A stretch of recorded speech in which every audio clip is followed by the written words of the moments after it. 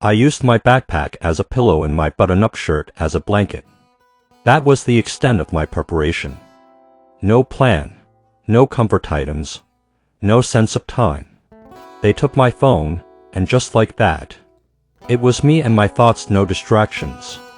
No escape hatches, no way to check out mentally.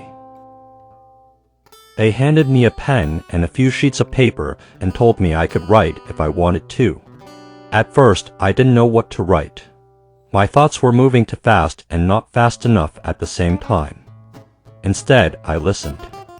The sounds of the room fascinated me. The air conditioning unit had a strange rhythm to it, a bizarre, looping melody that felt intentional. Mechanical but musical. I lay there, half awake, half gone, following the pattern like it was a song written just for me. That should have been my first clue. I was clearly slipping into some kind of toxic psychosis. My body was detoxing, but my mind was breaking rules at the same time. I wasn't just hearing noise, I was hearing structure. Harmonies and machinery. Music where there shouldn't have been any. At one point, I went into the central office to answer questions from one of the clinicians. As I stood there, I heard a radio playing. The song was catchy, upbeat in a way that didn't belong in a place like this. Almost cheerful, almost mocking. I asked the woman behind the desk if she knew who the artist was. She looked at me, confused, and said, "There is no radio." That's when it hit me. I wasn't mishearing something. I was hallucinating.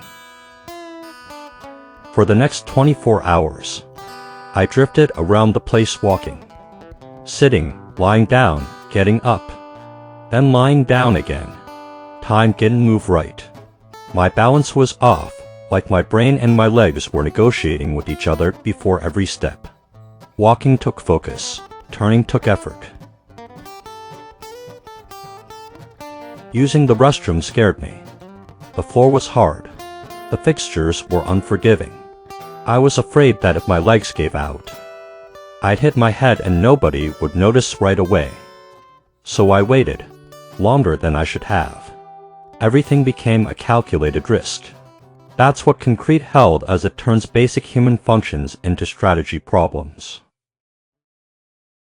At some point, a woman came in and asked if I'd be interested in moving to the next level of the detox program. I didn't hesitate. I said yes immediately. Anything was better than staying suspended in that in-between state, stuck with hallucinations and metal benches. We walked into another building, and it was like stepping into a different world.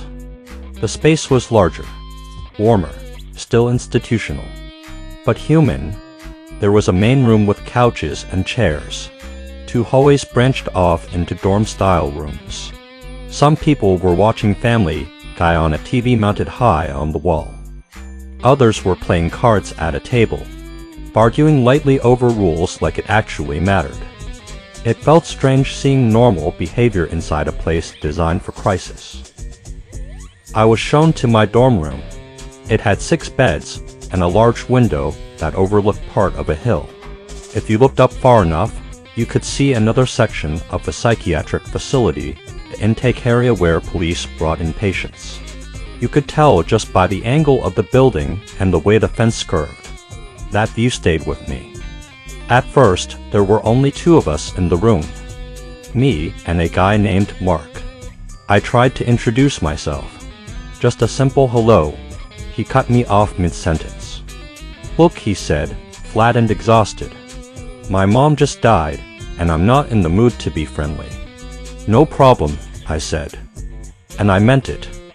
Grief recognizes grief. Pain doesn't need explanations. That night, lying in that bed, staring at the ceiling, I realized how little I actually knew about where this was going.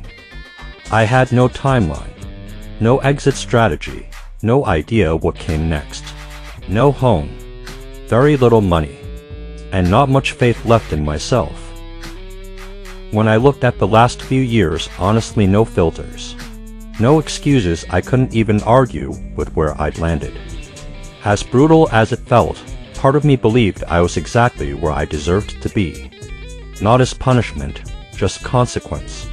I figured I'd be there a few nights. Stabilize, regroup. I ended up staying 10 days.